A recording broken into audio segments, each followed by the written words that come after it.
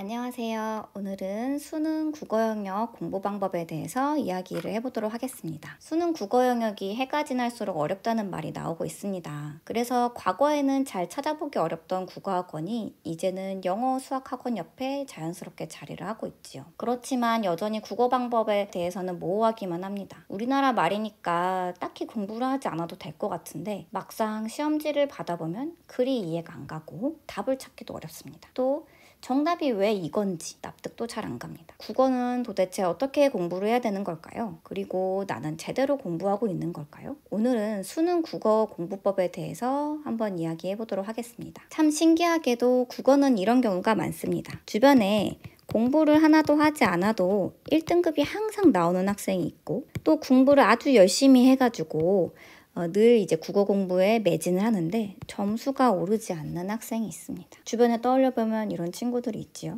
그리고 국어 성적은 집 한 채를 팔아도 안 돼. 또는 국어는 타고나야 돼. 이런 이야기도 많이 들어봤을 겁니다. 도대체 왜 이런 이야기가 국어에선 나오는 걸까요? 그 이유는 국어 과목의 특성과 평가 목적에 있습니다. 다른 과목과는 좀 다른 점이 있어요.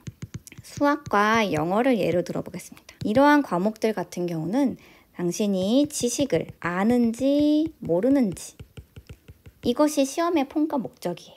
영어 같은 경우는 어떻습니까? 어휘를 모르면 아예 의미를 알 수가 없습니다. 그래서 단어를 외워서 머릿속에 지식으로 쌓죠. 문법은 어떤가요? 우리나라와 어법이 아예 다르기 때문에 모르면 해석 자체를 할 수가 없어요. 그래서 문법도 외웁니다. 내 머릿속에 넣어줘요. 수학 같은 경우는 더 심하죠. 개념이나 어떤 공식을 모르면 아예 풀 수조차 없습니다. 이러한 과목들은 우리가 배운 것을 정확하게 알고 적용을 해야지만 풀어낼 수 있는 어떤 지식을 요구하는 그런 과목입니다. 그런데 국어는 어떤가요? 국어를 예를 들어볼게요. 국어에서 어떤 시인 백석에 대한 시의 문제가 있다고 보겠습니다. 백석에 대해서 어떤 우리가 아는지 모르는지, 당신이 배경 지식을 아는지 모르는지에 대한 그런 체크하는 문제가 나오나요? 그렇지 않습니다. 왜냐면 우리가 수능 국어를 보면 처음 보는 시, 소설, 어떠한 독서, 지문, 어떤 원리 같은 거, 그쵸? 개념. 이런 게 나온단 말이에요. 그렇기 때문에 이 모든 것들을 당신이 지식으로 쌓을 수가 없습니다. 그러면 이거 어떻게 공부하라는 거죠? 이거는 평가하는 목적 자체가 다르다는 거예요. 국어는 당신이 어떠한 지식을 아는지 모르는지를 평가하는 게 아니라 주어진 정보를 정확하게 읽고 의미를 이해하는지, 즉 독해 과정을 평가하는 시험이라는 의미입니다. 그래서 다른 과목과는 전혀 다르지요. 그래서 수능 기출문제를 공부할 때도 그리고 수능 국어를 공부할 때도 이 원리가 적용이 돼야 됩니다. 하지만 대다수의 학생들은 다른 과목과 비슷한 방법으로 이런 과목으로 국어를 공부해요. 왜 그러냐면 내가 알고 있는 가장 익숙한 방법이기 때문입니다. 혹시 수능 기출 문제를 공부할 때 다음과 같이 공부하고 있지 않나요? 현대시라고 하면 어때요? 시인에 대한 정보를 일단 봅니다. 몇 년도에 태어났고 몇 년도에 활동을 했는지, 시의 주제에 대해서 알아보고요. 어떤 상징, 시어의 의미 등을 파악을 합니다. 그래서 1번의 정답이 5번이구나 하고 깨닫습니다. 독서 지문 같은 거 볼까요? 26년도 철학 지문 굉장히 어려웠죠. 칸트. 이 사람이 해설을 보고 이 사람의 주장이 이거였구나, 그런 의미였구나, 그래서 5번의 정답이 4번이구나 하고 깨닫습니다. 만약에 수능 기출문제를 이렇게 공부했다면 당신은 국어 영역을 공부한 것이 아니라 오답풀이를 한 것이에요. 오답풀이 중요하지 않나요? 당연히 중요합니다. 왜 이게 정답이고 아닌지가 중요합니다. 그런데 여기서 중요한 건 뭘까요? 국어는 당신이 지식, 이 정답인 거를 아는지 모르는지를 체크하는 문제라고 했나요? 아닙니다. 국어는 어때요? 독해 과정에 대해서 체크를 하는 그런 과목이에요. 근데 여기서 오답풀이를 한다라는 것은 어때요? 수학과 영어의 공부법입니다. 즉, 이것은 당신이 정보를 습득한 것이지 어떠한 독해의 과정을 공부한 것이 아니기 때문입니다. 만약에 이렇게 계속 공부를 하고 있다.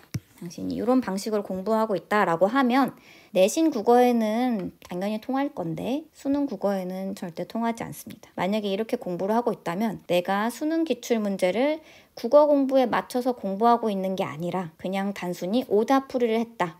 이 문제의 정답이 이거다 라는 것만 알았지 만약에 비슷한 유형이 나온다면 똑같이 틀릴 확률이 매우 높습니다. 그리고 이러한 오답풀이가 그렇게 중요한 것이 아닌 점은 뭐냐면 같은 문제가 절대 나오지 않습니다. 같은 시가 절대 나오지 않죠? 같은 소설에 나오지 않아요. 그런데 도대체 이걸 왜 암기하고 있는 거죠? 이걸 대체 왜 알아야 되는 거죠? 알면 좋긴 하겠죠. 정보의 차원에서. 지식의 차원에선 좋긴 합니다. 그러나 이것이 수능 국어 영역에서 점수를 획득하는 데에는 아무런 의미가 없다라는 점은 분명히 알고 계셔야 돼요. 여기까지 아마 이해하셨을 거라고 생각합니다. 그렇다면 수능 국어 점수를 올리고 싶다면 어떻게 해야 되는가? 공부법부터 바꾸면 됩니다. 내가 여태까지 이런 지식 획득이 목적이었다면 그게 아니라 독해의 과정을 내가 공부하는 방법으로 공부법을 바꾼다라고 생각하셔야 됩니다. 그래서 독해의 과정을 평가한다면 어떤 걸 해야 되느냐? 첫 번째, 주어진 정보를 정확히 읽는다. 자, 그 다음엔 어떻게 돼요? 주어진 정보를 통해 중요한 거 출제자의 의도에 부합하게 해석한다. 마지막으로는 이 1번과 2번 과정을 종합하여 정답을 선택한다. 이 세 가지 과정을 계속해서 반복하시면 됩니다. 이거를 끊임없이 하셔야 돼요. 이거가 오답풀이와 뭐가 다르죠? 네, 정말 다릅니다.